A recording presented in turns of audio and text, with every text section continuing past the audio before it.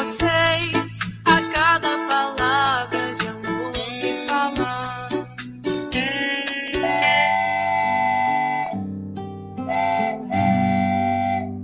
Pai nosso, que estás no céu, santificado seja o vosso nome. Venha a nós o vosso reino, seja feita a vossa vontade, assim na terra como no céu, assim na terra como no céu. O pão nosso de cada dia dai-nos hoje, ó Senhor. Perdoai as nossas dívidas, assim como perdoamos aos nossos devedores. Não deixeis cair em tentação, mas livrai-nos de todo o mal. Não deixeis cair em tentação, mas livrai-nos de todo o mal.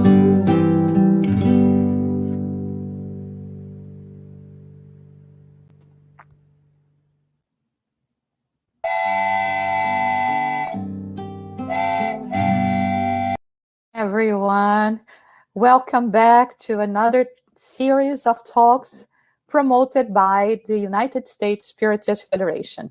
Today we have a very special guest as well. We have Flavio ZANETTI that is going to be talking to us about well-being through forgiveness, a Spiritist perspective. But before we introduce Flavio, we always start with our prayer. So we would like to invite you all to join us in thoughts, in hearts, so that we can say our prayer. And we elevate our thoughts to our Heavenly Creator, asking for guidance and protection, that we may, through this work, learn the importance of forgiving, the importance of embracing each other, to live more in fraternity. We ask for the blessings of the On High and for the protection of the benefactors that have been guiding us in this work. Amen. Okay, so let's go, Flavio. Hello, Flavio. How are you doing today? I'm well, Jussar. How are you? Good morning, good afternoon, good evening, everyone. Yeah, beautiful day, a sunny day here in New York, but very cold. Very cold. Yes, some snow yesterday. 4 or 5 inches. Oh my gosh, yep. That's beautiful New England. Yeah, New England. That's the case. I think I can see some in your behind here in your window. I can see a little white. You know, the trees are covered in white. So, yep. Yeah, and happy Halloween for you and all your girls and everyone, okay? So let me introduce Flavio. Flavio ZANETTI is an avid Spiritist student and tireless worker and speaker for the Spiritist movement in the United States and abroad. He worked in different positions for the Allan Kardec Spiritist Society of Massachusetts, acted as the program's director for the United States Spiritist Federation, translate books, articles, and course materials for the Spiritist magazine and various other publications, and helps as simultaneous translator for Spiritist events nationwide. He's the General Secretary for the Spiritist Family Retreat since its inception. He holds 2 Bachelor's Science in Engineering and Arts and Sociology and a Master's in International Management and Business Operations. Professionally, he is the head of strategy and planning for a multinational telecommunications company. He lives in Boston with his wife and their 2 beautiful 8-year-old twin daughters. Okay, Flavio, now it's with you. Thank you so much for being with us here today, okay? Thank you so much, Sarah, and for the warm welcome.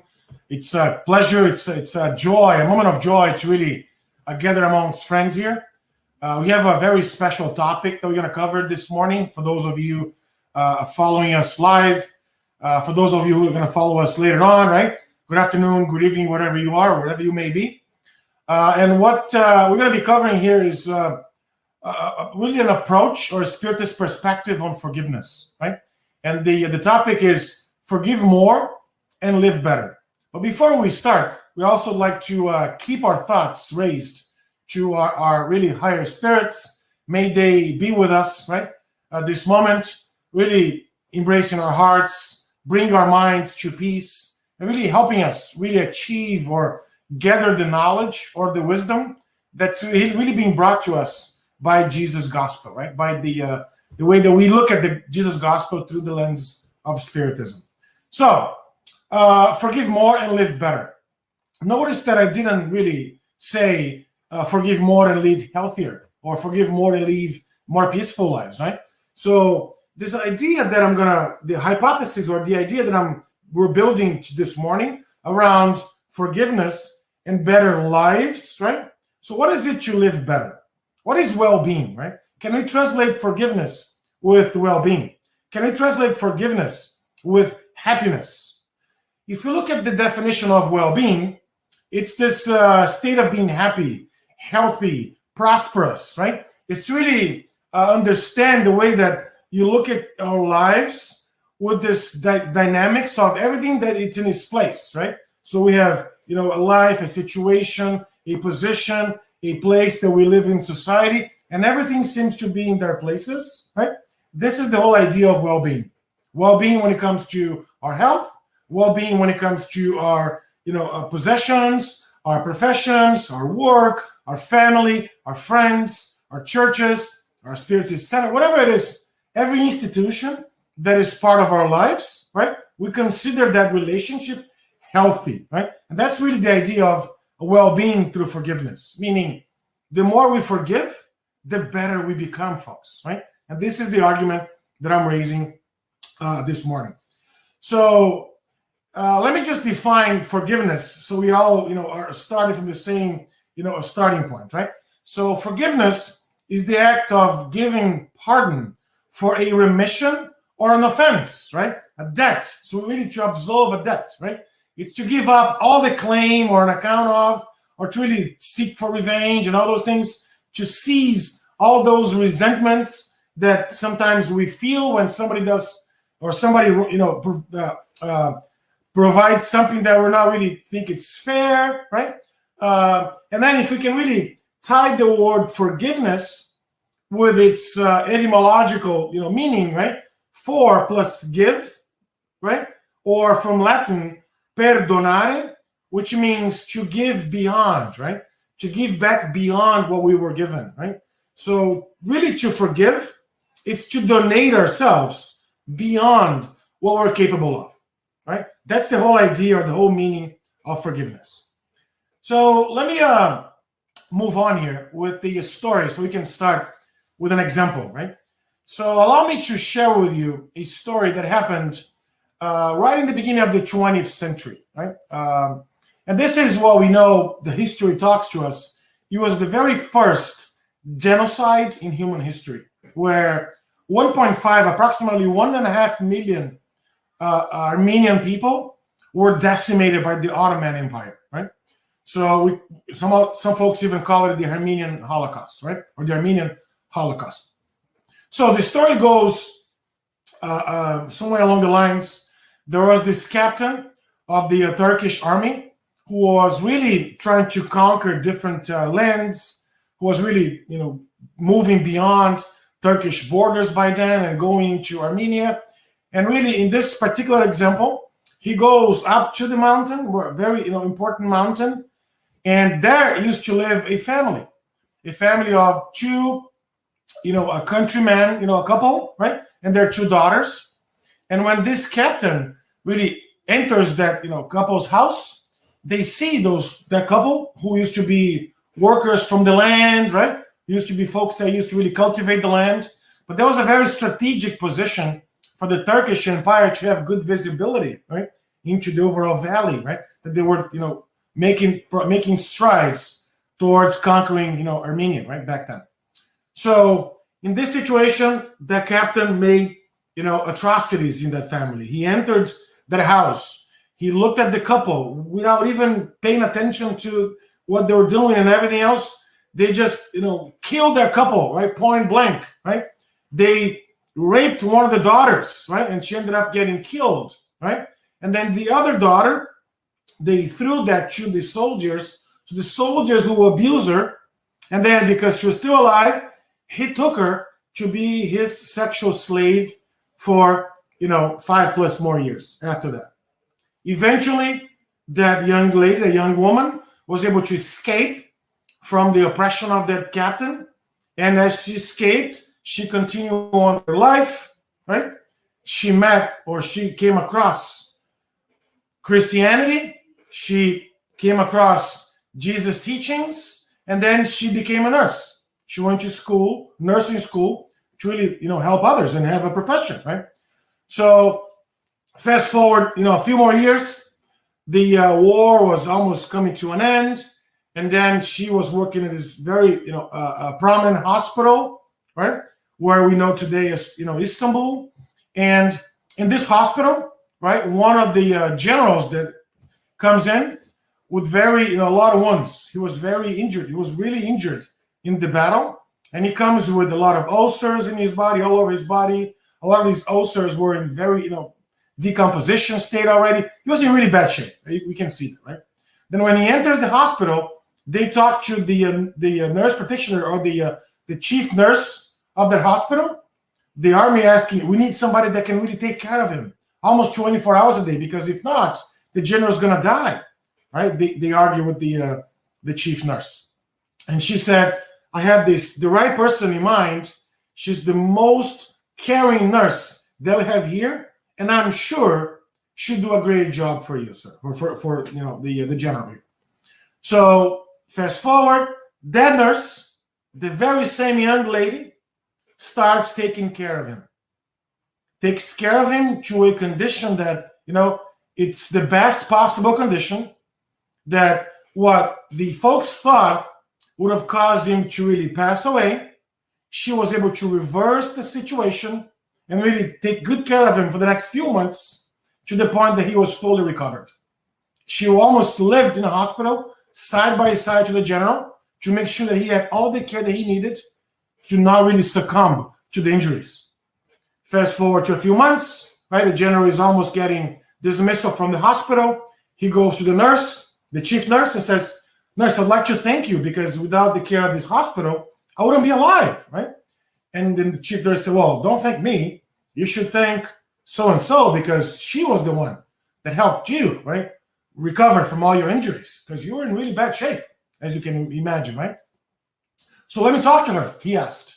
And then he goes to talk to her, and then he found her, and then they start talking.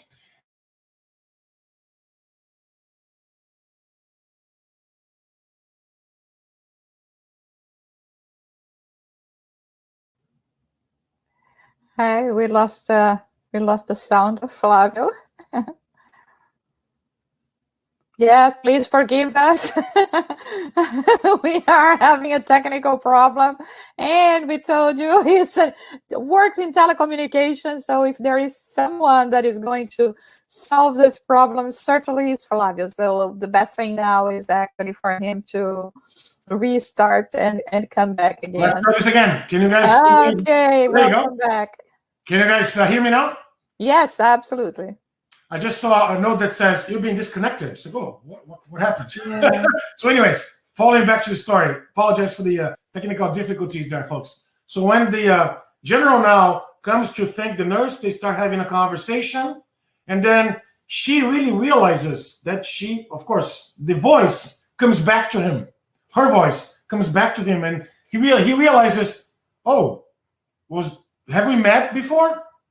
And then she goes, yes, sir, we have. Before you came to the hospital, we have met. And then her tone of voice really pushed him back all the way to that event, that atrocious event that he had committed. And then he asked her, why did you keep me alive? Why did you just let me die? And she answered very eloquently, right? Opening her arms, saying, because that one that I follow, right, Jesus, told me to forgive no matter what. I'm going to repeat that, right? Because the one who I follow, right, making, a gesture to Jesus, right, told me to forgive no matter what. So, folks, here we have a very, a strong example of an unconditional forgiveness, which, by the way, the Pastor Brian Zand describes that very well in this book called Unconditional or Radical Forgiveness, right? The call of Jesus to radical forgiveness. And, of course, when we look at an example like this, okay, what is he telling us? What is he asking us to do? Should we wait until a very difficult situation like that happens to our lives for us to forgive? Is that the call to action here? No, of course not, right? The call to action is a lot simpler than that. It's for us to really pay attention to the message that we got from Jesus, right? So, for example, as he asked us, that's in Matthew chapter 5, verse 48, for if you forgive humans, right, man, their trespasses, your heavenly Father will also forgive you. But if you do not forgive man their trespasses, neither will your Father forgive your trespasses. So the call to action here is, folks, we're all going to make mistakes in our lives, right? Nobody's perfect. We're all going to be at the receiving end of forgiveness, one way or the other. So the call to action here is we have to forgive, because eventually we also need forgiveness. And if we really wanted to be forgiven, once we slipped or once we dropped some balls here and there, we must forgive, no matter what. Okay, Flavio, I know, I get it, but how can I forgive when it hurts so much? I get it. I mean, this is true, right? So, for example, when somebody provides or really commits a wrongdoing to us, and we have that feeling, I mean, it hurts. Of course it hurts. I can't even fathom to come across, to really realize what the nurse has gone through as a young woman. Okay? I can't even imagine what she felt. But what I can see and I can learn from the story is that thanks to radical forgiveness, thanks to unconditional forgiveness, she was able to twist her life around. She was really able to position herself into a better place. Because one thing that most people have misconceptions about forgiveness. People think that forgiveness is for the benefit of those who commit wrongdoings. No, folks, that's not the case. When we forgive, the benefits for us. Why? Because every time we have, revenge or feelings of revenge, of resentment, all those things, we have that toxic blame, right? The resentment that really inflicts emotional damage to ourselves. And it's definitely not okay, right? We continue to be stuck on the pain of the emotions of that situation that doesn't really go away. It stays in our hearts and minds and emotions. It stays there as if we're living. And I believe a lot of folks know this, but I'll share anyways. Forgive me if I'm oversharing here, but every time we remember something, our brains don't know if we're living that or we're just remembering it. So it's as if we're living through that again. And every time we have that sentiment of revenge, of resentment, guess what?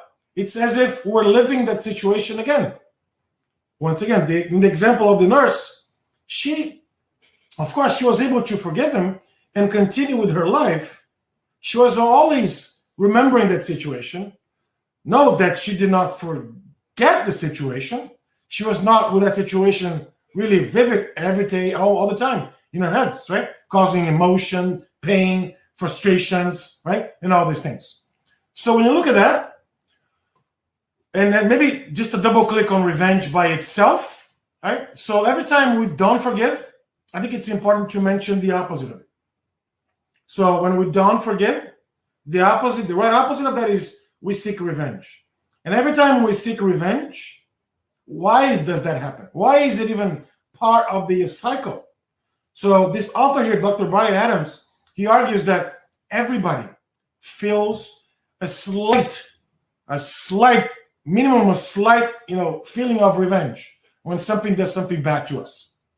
How come so-and-so did this to me? How come she was, how come? So we have this question because we understand, here's the checklist that he argues from this book, because the person understands that some harm or hurt was inflicted. In the case of the nurse, he killed my parents. He killed my sister. He raped me. Yes, he did that, amongst a lot of other things. But at the end of the day, right, most people that are still stuck in revenge, they conclude that, of course, it was caused by somebody else, and that they believe, or we believe, that the harm was not just. How could he do that to me? I'm such a nice guy. How could he do that to her? She was such a nice woman and all that. And finally, that person feels the desire to retaliate, meaning to seek revenge. So these cycles are common, folks. They are going to happen. The key here is to understand the cycles, the steps, and intervene or interject before the desire to retaliate translates itself into actions of retaliation. Because let's go back, right? Let's go back to what we learned from the gospel. Blessed are the merciful, for they shall obtain mercy. So if we don't offer mercy, if we don't offer indulgence, if we don't offer that what Jesus told us to do, we're not following him. We're not being truly Christians or Spiritists or Christ followers if we don't really act in the way that he asked us to act. So, for example, in this situation, a little more color to the scriptures or the text. In this passage, Matthew explains some situations where disciples were dealing with wrongdoings in the church. People were making the church, not this place of gathering for folks to learn more about the gospel, the teachings. No, they were making the church. They were selling things in the church. They were doing all sorts of things that were against what Jesus asked them to do. So Matthew was, come on, we can't do this, right? And then he asks, right, Jesus, what do we do here? Because look at these guys. There are a lot of wrongdoings. I see them. They're causing, frustrations. They're causing, again, folks were making a different sense of the whole idea of gathering to learn the gospel. And then, of course, Jesus answered very eloquently by really challenging Matthew's perception, really asking him to think critically. And he says, I quote, if your brother sins against you, go and tell him his fault between you and him alone. If he hears you, you have gained your brother. So Jesus is saying, I get it, but if somebody's doing something to you individually, go and talk to him. So-and-so, what you did hurt my feelings. So-and-so, what you did made me drove some frustrations in me, made me frustrated. What you did really caused a pain. What you did, explain how you felt to that individual. And then, if you are the ones doing that, right, ask for forgiveness. Yeah, I'm sorry, man. I didn't mean to say this, and I did. I apologize. Hope you can forgive me. I'd love to move on. Again, try to have a conversation in a way that, yes, we're all the same. We're all making mistakes here and there. But the key to this teaching comes at the end, when Peter asked Jesus and said, Lord, how often shall my brother sin against me and I forgive him? Meaning, how many times do I have to forgive? That's the question. Because in the event like this happening, that happening, all these things, how many times do I have to wait until so-and-so does something bad to me and I have to forgive? And Jesus answered very, very specifically, right? I do not say to you up to 7 times, but up to 77 times. And if you look at the symbology of the number 7 in Judaism, which really means the whole 7 days in a week, 7, stages until the world, or, the universe was created. Again, the idea of the number 7 means totality. And then Jesus go even beyond to say, you know what? Even beyond totality, we have to forgive. In the example of the nurse, that we absolutely have to forgive. That's the call to action, right? That's what he's asking us, folks. You have to forgive because we're all together on this. If you expect somebody to forgive you later, if you expect we got to do our part now because we're all in this together. That's the message behind the scriptures here. So I get it, Flavio. I get it. Forgiveness, but it's what's the difference between forgive and forget? How do we tell the difference between forgive and forget? Let's go back to the nurse again. Example. Does anyone here think that she's going to forget that situation? No, it's impossible to forget. Correct? It's impossible, right? That's why forgiveness and forgetfulness are two separate things. When we forget small things. We forget sometimes our keys at the countertop. We forget to buy coffee from the grocery store. We forget, that's simple. But when something that harsh happens to us, it's impossible to forget. That's why science tells us right now that's biologically impossible to forget. So don't try to forget things that happen to you because it just doesn't happen. For example, if you are a worker and then one of your colleagues sleeps in the job and the machine just cuts one of your fingers or one of your arms, are you going to forget that? No, you're never going to forget that. But it's possible for you to forgive that individual. For whatever reason, it's possible to forgive. Exactly why or how the nurse did. So once again, the forgiveness really benefits all of us who forgive because it gives us that peace of mind, that emotional balance that's so hard to find these days. And as Joanna the Angelus, the spirit guide, talks about mental clarity.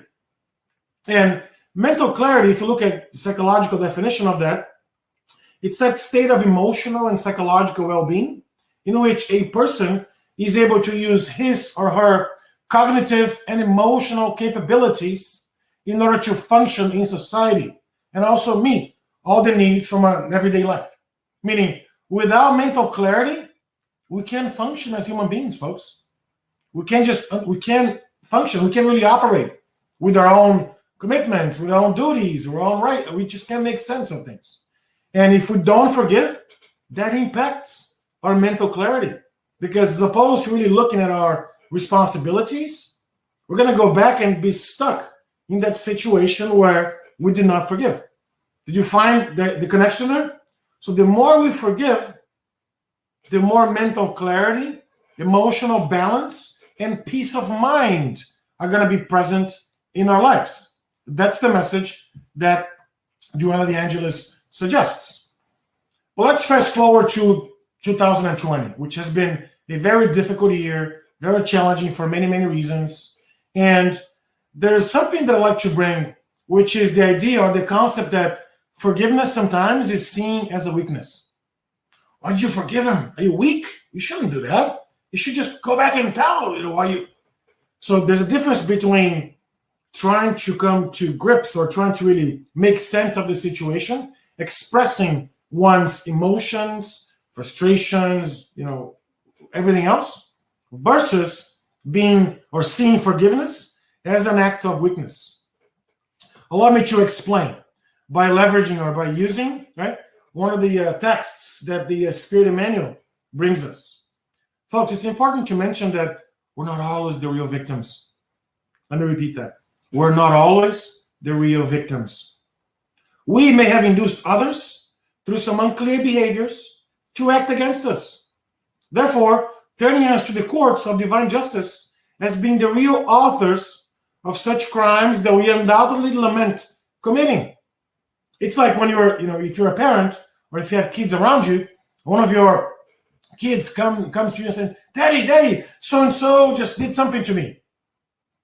Oh, really, my dear? Can you tell me what happened? What was the situation? What did you do to her so she would do something like this to you? That's the first question that we ask to our kids. Fast forward to us as adults. But remember, we're still kids in our spiritual, evolution. Meaning, from a moral evolution, spiritual evolution, we're still not there yet. Everybody agrees, right? We still have a long way to go. And if we are not there yet, we're acting as if we see our children acting. right? Meaning, we may have done something to that person, so that person committed something to us. Of course, in the example of the nurse, we don't know. But then thanks to Spiritism, that explains to us the present and the past causes of afflictions. Meaning, everything that happens to us, there's a reason. Or as Albert Einstein used to say, God doesn't play dice. I'm sure folks will agree with that nothing happens by quote-unquote accident or by mistake. Meaning, if we're in that situation, there's something to be learned from that situation. So we may have, in the past, either this life or a previous one, may have induced others to commit those things. We may have a portion of responsibilities there, portion of responsibility there that may have induced others to do these things to us. So we've got to look into that with a different perspective. And you're going beyond, if tomorrow we were in that person's shoes, how can we guarantee we would not be doing this exact same thing as that person did? And even beyond, if we did, wouldn't we like to be forgiven? I believe we are. I believe we do. And by willing or by really expecting that forgiveness, we must absolutely forgive folks. And that's why there's an intrinsic power of forgiveness that most people don't realize. When it comes to that power of forgiveness, then there's much more than just a benefit for those of us forgiven. Yes, it's there. There's a benefit of that. There are healing effects of forgiveness. Forgiveness is connected to our moral and spiritual progress, as we mentioned. The importance of forgiveness goes beyond the realms of spirituality and religion alone. And that's why we're going to really look into the next couple of slides here. Let me start by suggesting or by asking, right? If we don't forgive, what happens? We carry that baggage of bitterness that's very toxic. And that's the study that this medical doctor, Dr. Fred Luskin, has done. His research was done between 1997 and 2002. So 5 years of study, over 2,000 patients. This book was published in 2003. It's still a bestseller. And he really talks about a proven prescription for health and happiness, which is forgiveness. The more we forgive, the healthier we live. For example, he even concludes in his research, 70% decrease in the feelings of emotional hurt, 13% decrease in long-term anger, 27% decrease in physical stress symptoms like headaches, backaches, sleeplessness, upset stomach, and a couple of others. 34% increase in goodwill towards the offender. So, folks, he's arguing here that there's a huge benefit, huge medical benefit of forgiveness. There's a connection between health and forgiveness. The more we forgive, the healthier lives we live. That's exactly what he's suggesting. So, that suggestion is an interesting one because most people don't see it. So, Flavio, you're telling me that the more I forgive, the healthier I'm going to live? Yes. The more we forgive, the healthier lives we are going to live. That's what this Stand for Forgiveness program or research talks to us about. So there's a huge benefit of forgiveness with our health, with the health of our bodies and so forth. Remember, the beginning, our hypothesis was the more we forgive, as we learn forgiveness, the more we forgive, we're going to live. It's going to really drive more well-being. And well-being, when it comes to forgiveness, or when it comes to a health to our own physical bodies. That's exactly what Dr. Luskin is here suggesting. Okay? So, a little more on that. There's another research that was published by Harvard Medical School. This one was published by Dr. Benson. And it's a very interesting one because he uses the opposite component of Dr. Luskin, meaning he studies resentment, which is the opposite of forgiveness. The more we feel the resentment and hatred, look at that. It's really associated with many cardiovascular problems. For example, high blood pressure, obesity, and we can name a few, right? So he connects the power of biology, of belief, the power of really our bodies responding to an act that was originating in our minds. And he really suggests that there's healing through forgiveness. Because as forgiveness reduces anger and stress, remember, 60 to 90% of our physician visits are stress-related ones. Meaning, if we can reduce that, imagine 60 to 90%, folks. More than half, at least more than half of our doctor visits happen because of stress, because of anger, because of these imbalances that came from us not forgiving others. This is the study that Dr. Benson really put together. He was he actually founded a program at Harvard Medical School in partnership with the Massachusetts General Hospital called the Mind-Body Institute, or the Body-Mind Institute, one of the two. The Body-Mind Institute that really talks about like integral medicine, how our actions, our emotions are really connected with our well-being and everything, right? So this book was written a few years ago, but it's the same message that we learned from Spiritism, who has been with us for over 160 years. So interesting, component there that we learned this through Spiritism. We've been learning this through Spiritism and to a large extent after Jesus' message, but we still don't pay attention to it. We still don't allow forgiveness to enter our lives. We still don't open the doors of forgiveness so we can come out of the situation better. So I invite all of you, all of us, to look at forgiveness with a different perspective, with a different mindset. A mindset that, yes, we are going to benefit.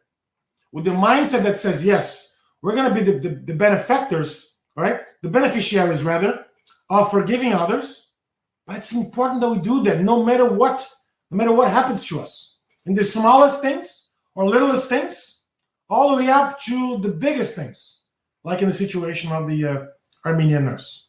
And my invitation for us to look at forgiveness with this different approach, I'd like to bring another story that I think it's a very interesting one.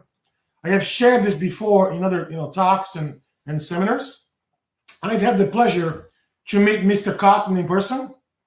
And the story goes some way along the lines. Mr. Cotton was a young black man living in the South in Burlington, North Carolina. And he was coming back. He was a baker. He was coming back from his third graveyard shift. He used to work from 11 to 5. So he was coming back from work, walking back to his house, when the police arrested him.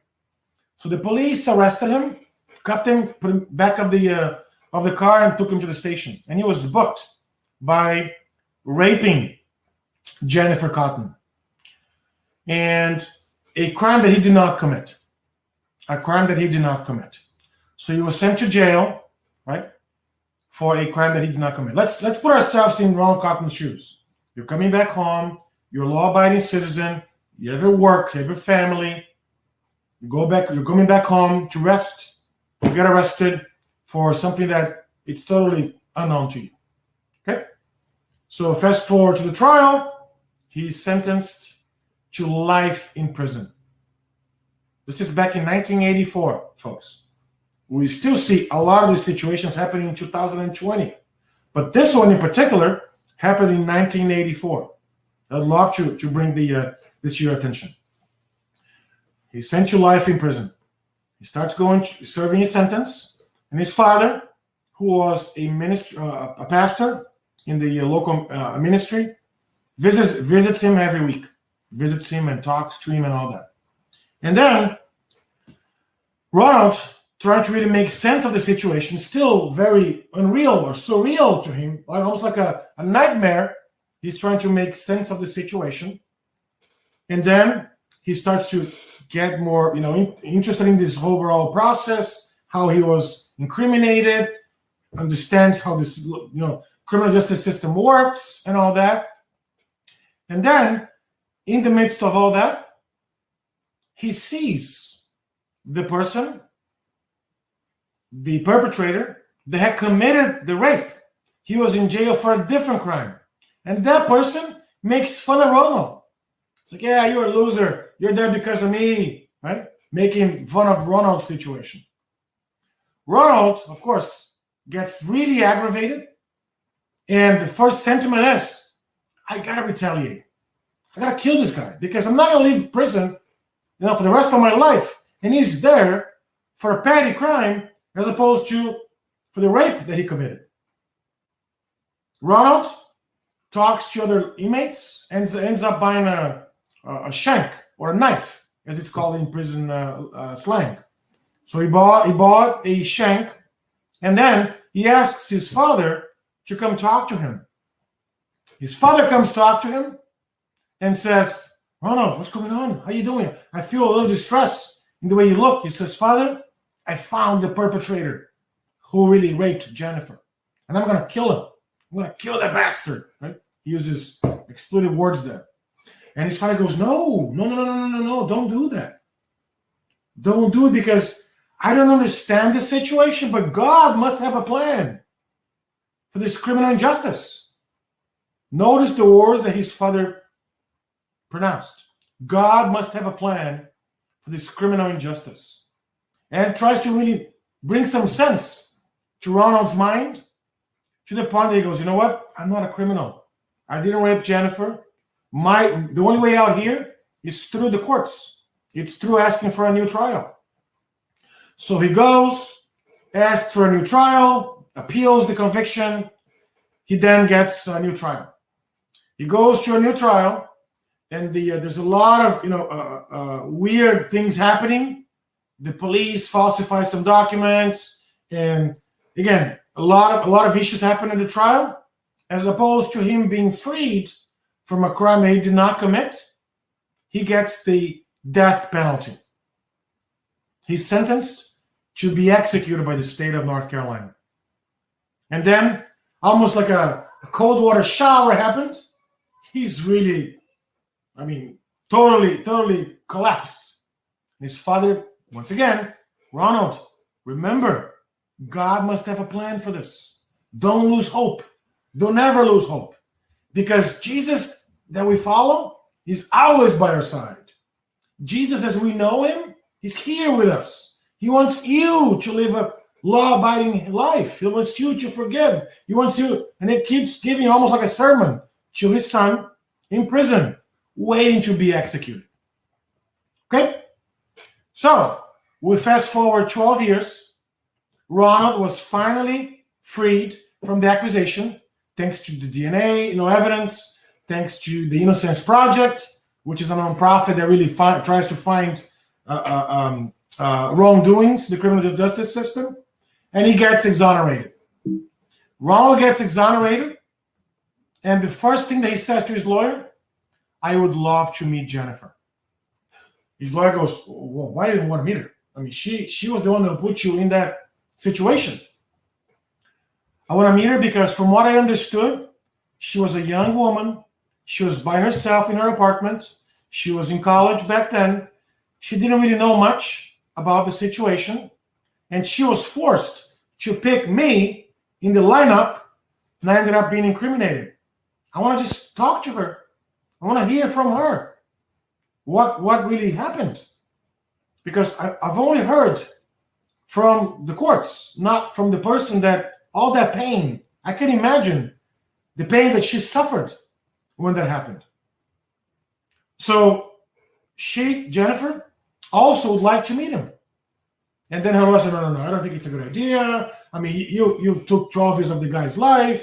Of course, you didn't intend to, but this is what happened. I don't believe it's right. So both lawyers did not want them to meet. Both lawyers said, no, that's not a good idea.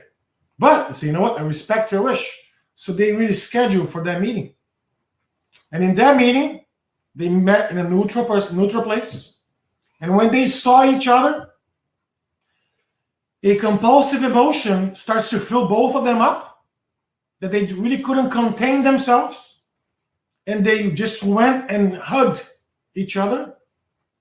And they hugged each other, folks, for 21 minutes. They hugged each other for 21 minutes. When was the last time you hugged someone for 21 seconds?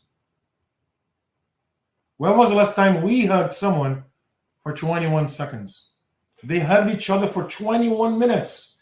And tears start to drop, emotions, and they start to really make sense of the situation. Ronald forgave her. She had no idea what she was doing. Of course, she went through a lot of difficulties. And if we fast forward to today, look where they are. Look where they are today. They've become best friends. Ronald godfathered Jennifer's third kid. She had married before. She used to be called Jennifer Thompson. She's now called Jennifer Thompson Canino. Ronald is the godfather of her third child. They've become very good friends. They live about 40 minutes from each other in North Carolina. And they go all over the world talking against death penalties or against death penalty. If you look at them at 60 Minutes, this is the book that they tell their story. It's going to become a movie now. They're shooting a movie, I believe, this year, next year. And they go all over the world really talking about the implications of death penalty and how that affects us. So when you look at that, I bring Ronald's father's quote once again. God must have a plan for this criminal injustice. We don't know, folks, the realities or the intricacies of our lives. We don't know. We don't know. What we know is what Jesus has asked us to do, which is this unconditional, constant, and indistinct forgiveness, which is really the responsible for our mental health and mental balance. And if I can fast forward even a little more, we learned through Spiritism that forgiveness is the best vaccine. It's the best peace formula. It really generates the greatest benefit for all of us. And then, of course, the argument or the thesis, or I should say, the idea here is that the more we forgive others, we will live a more balanced, healthier, and happier life. I'll repeat that. The more we forgive others, we will live a more balanced, healthier, and happier lives. I hope this has been helpful for us to really remove the idea of forgiveness and really a call to action for us to look at forgiveness not just as a weak sentiment, no, not just as, hey, I'm going to forgive because I have no option. Yes, we have a lot of options. We have free will, but thanks to Spiritism, thanks to science, thanks to all this study, all the research that these folks that I've shared here before have done before us, we have better ideas of the benefits of forgiveness and how much that contributes to our overall well-being. Thank you, folks, for your attention. I think we have some time for some Q&A. Back to you, Josiah. Hi, thank you so much, Flavio. That's what's really a lot of food for thought. I think this is a struggle that we have in terms of, learning about the importance of forgiveness, understanding how much this can impact us. And it is important as well that you brought not only the perspective of from a spiritual perspective, right? You didn't only mention that, but the scientific perspective, because as we know, many people do not pay that much attention to spiritual things, but at least we have to pay attention to science, and science is showing that. And I mean, the well-being, the emotional balance, psychological balance, and so if only for that, we should already start thinking about contemplating, reviewing our emotions and see what we have bottled down, because I think there are many things that we have here that we are not paying attention to, and we should. But yes, thank you so much. Let's go. We have for the questions now, we have a few questions. The first one, how can we, how can we conciliate God's justice with the human being's justice? So they're separate things, but they're connected, meaning divine, I call divine justice and human justice. Human justice is a mirror or an interpretation of divine justice. Human justice only looks at the situation with our own physical eyes. Divine justice looks at that situation with broader eyes, with implications from this life, from previous lives, and so forth. That's why I suggested or argued on the talk that we're not always the real victims. Sometimes we have done even worse for that individual. So we got to really think about that. That really conciliates or really connects the current or the present and the past causes of affliction. So it's really important to differentiate them. Of course, divine justice sees much, much broader, and human justice, right, or physical justice, only sees the actions themselves. Yes, thank you. We have lots of people following this talk today. We have our friend Stephen from Ireland, the Emerald Island, and also people following us from Brazil, in Dayatuba. Thank you, welcome. Okay, next question. Not even the spirit world or God forgets our misdeeds, do they? We hear God forgives us and forgets our sins a lot, but... Thank you, Justin, for the question. As we learn from Spiritism, God doesn't have to forget things, right? Because God is the supreme intelligence of the universe. God knows everything. God knows, again, supreme intelligence. So the idea that, God's going to forgive you, God's going to forgive you, right? It's a very small idea. We're diminishing the overall power of God. That's my interpretation of this. But what's important to me is that we are going to be accountable for our actions, no matter what. And our conscience is going to call us, hey, Flavio, you actually, dropped the ball here. You actually, betrayed somebody else there. We're going to see that, because as we evolve, as we progress, we look at those things as some sort of anchors that are really keeping us stuck, right, in the lower zones. So as we like to progress, as we like to move forward, as we like to really evolve, we got to remove those anchors. And the only way to remove those anchors is to really be accountable for our misdeeds, to be accountable, responsible, and really make amends to...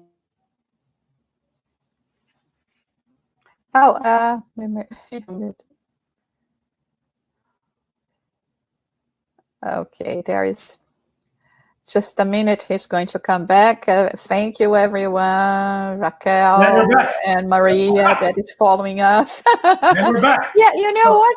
It's Halloween. That's the treat for it's the treat. I don't know what's going on. Yeah. I'm just getting disconnected. Anyways, so I hope you got the part of the answer. What I wanted to wrap this up with was, as we become more accountable for our actions, right, we are going to be the ones really critiquing or really holding ourselves accountable for those things, really driving us to forgive more, to really drive amends, and really bring those folks that we've betrayed, we've dropped the balls, we've really disappointed in the past, so that we can really progress together in a way that we don't become their obsessors in a future life. We see so many obsessors that they linger through incarnations and incarnations without forgiving, without letting go of a situation. And guess what? The very same situation could be or could have been caused by them themselves. So the once we open really the spectrum of our view, of our understanding of the situation, our idea of forgiveness changes. Our really concept of forgiveness changes. In a way, it's not a sign of weakness. It's not that I'm going to forget this. No, it's going to be part of my life. But I decided to forgive. I decided to move on. I decided to say, you know what, I'm not going to hold grudges. I'm not going to have resentment. I'm going to suffer because we're all humans. We all suffer after something does something bad to us. But I will move on. And thanks to Spiritism that opened my mind, I have the tools now to move on. I have the capabilities within me now, aligning with God, with Jesus' gospel, with God's teaching, that will make me a better person if I forgive. Great. Another question. As a question from Glaucio, as a Spiritist, how to avoid feeling vindicated by thinking that someone who hurt us in this life will suffer consequences in a future life? Wow, that's a great question. Thank you, Glaucio. Yeah. So the way I see it, the way I look at this is, when somebody does something bad to us, okay, that person, inflicted pain. That person inflicted, pain or suffering. It happened, okay? And that person has to really abide or really go through the consequences of resentment, of forgiveness, of really moving on. In the same way that we have when we do these things. So everybody's going to suffer the consequences of their actions. We're not going to, there's no shortcuts, folks. There's no magic pill. There's no shortcut. There's no one literature that's going to know. We're all going to be held accountable for the things that we do. But that consequence or that accountability happens according to the level of our spiritual knowledge. The more we know, and we're still making these basic mistakes, the more accountable we are. That's the difference between going back to divine justice versus human justice. Divine justice sees that in every angle. I'll give a very practical or pragmatic example. If we're born in a very, a balanced life, family, both of our parents are there, we have access to education, to love, to care, a roof, food. We have this great life, and if we make a mistake, it's not going to be the same consequence as if we come from broken families, from the slums, and this without food, without education. It's going to be, everybody's going to be really held accountable based on their understanding of the world of life overall, based on our, spiritual evolution, so to speak. So in this situation, nobody's going to really remove themselves from really following the consequences. I hope that answers the question, Gloucester. If not, forgive me, please. That's how I understood, at least. Oh, no, this one we did already. There's another. God's divine justice, yep. Is it enough not to hate? Should we also exercise forgiveness? Great question. It is not enough not to hate. Because if I quote Jesus, if anyone forces you to go 1 mile, go with them 2 miles. Jesus' message asks us to go beyond, folks. The gospel asks us, Christ followers, to go beyond what's being asked by society out there. For society may be enough not to hate. But guess what? If you don't forgive, you're going to feel all that resentment, all that anger, all those physical pains that we've described here before, all those imbalances that's going to cause you more doctor visits, more stress, high blood pressure, obesity. All those things are going to be the consequences of you or of us not forgiving. So if we want to live well-balanced lives, we have to go beyond us not just hating, but forgiving instead. Thank you.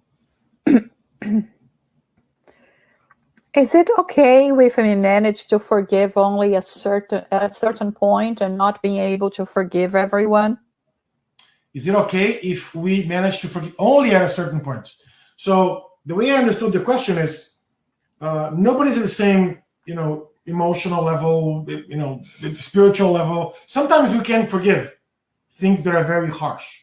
Sometimes we're not ready yet. So we need to really, some sort of digest those emotions. That's exactly what Dr. Brian Adams talks about in his book, because he says, we might not be able to forgive right away, but everybody's able to forgive with time. So time is a huge tool that's at our fingertips, aligned with what we learned from Spiritism, aligned with what we learned from the science, the research. We are going to be able to forgive, no matter what, everyone in the future. Are we there yet? We might not be there yet. But we can't just say, I'm not there, I can't forgive. No, I'm not there yet. I have to do my part. I have to continue really working myself, bettering myself, augmenting my knowledge, access to readings, access to knowledge, to wisdom, so that I can really put myself in a better place, that I'll be able to forgive everyone all the time, instinctively. Remember what they said about Jesus, right? Jesus asks us that forgiveness has to be unconditional, constant, and in instinct, meaning there's no distinctions, there's no conditions, and it happens every step of the way. Are we there yet? Not yet, but with Jesus' knowledge, we will be there. I'm confident that if we follow his footsteps, we will get there sooner rather than later, folks. I truly believe that. Great. I don't know if you have, you have another one. How can we reach this stage of forgiveness? We hear cases of several incarnations of a spirit without forgiving the other. Yeah, I think we touched that a little bit on my previous answer, that we mentioned there's spirits that linger incarnations without being able to forgive an action that somebody did to them in a previous life. Exactly, right? So what I meant by that was, folks, we gotta look for forgiveness with different eyes. We have to understand forgiveness and then really distribute that message to everyone around us, that it's impossible to be happy, to live healthier lives without forgiveness. Even more so when I look at that from the spiritual lens of obsessions. And we've seen them in mediumship meetings where spirits are lingering for many, many incarnations because they have not learned the power of forgiveness from that, first incarnation. Some of them still haven't learned, as of today, the power of forgiveness. And they could have been good, being a decent human beings, decent incarnate spirits, but they just missed the whole concept of forgiveness. Because as we also learned through Spiritism, the scriptures and Jesus' teachings have been modified through time, and the whole idea of forgiveness, some sort of gotten lost. That's why I like, the pastor Brian Zen so much, because he talks about the most important message that Jesus had left us, even more so that his last words at the cross were, God, forgive, Lord or Father, forgive them, for they don't know what they're doing. He's being killed. He's being crucified. And he asked our heavenly creator to forgive everybody because they don't know what they're doing. That's the most important message from the gospel. And as we follow Jesus' teachings, folks, we got to get this. This is important. This is pivotal for our own success. This is pivotal for our own happiness. This is fundamentally important to our own well-being. That's the message of today's talk, right? Yeah. Thank you so much, Flavio. I think that was our last question. It was a beautiful talk, very enlightening, inspiring. And it's beautiful also to see your window and see the snow falling behind you. Yeah, yes. There's something right, yes. And we can see the snow falling, the first snow of the year. So next week, stay tuned as well with us. We will have our dear friend John Santos talking to us, and he's going to talk about God and universal cosmic fluid. It's going to be a talk not to be missed as well, okay? And for us to end our presentation today, our talk, once again, we want to thank you, Flavio, for being with us and for talking for having chosen this important topic for us today. And we would like to invite you to do our final prayer. Thank you, everyone, for joining us every Saturday. We will continue doing that. And it's been very enlightening and very helpful for all of us. So I'll see you next week. Flavio. Thank you. So thank you, folks, once again for the opportunity. Let us be thankful now to our Heavenly Mother and Father God, the Creator of the universe. And by doing so, we'd like to gather and unite our thoughts and minds and hearts in a prayer. Dear God, we're here gathered in Thy name, trying to get a little more knowledge, a little bit more teachings, so we can be better human beings towards others, towards those who come in contact with us. And most importantly, to those that have really provided some wrongdoings to our lives. We understand we're not perfect. We understand we have so much to learn, so much to progress. But we ask all the benefactor spirits, all of our guardian angels, Jesus, our professor, our model and guide, to stay with us, giving us all the love that we need, enlightening our minds, embracing our hearts, giving us the peace, the wisdom, the knowledge that we need to keep going with our lives. We live through such difficult moments, but we should not forget that everything happens for a reason and that you are at the helm, our dear Lord. So we ask you once again to stay with us now and forever. So be it. Thank you.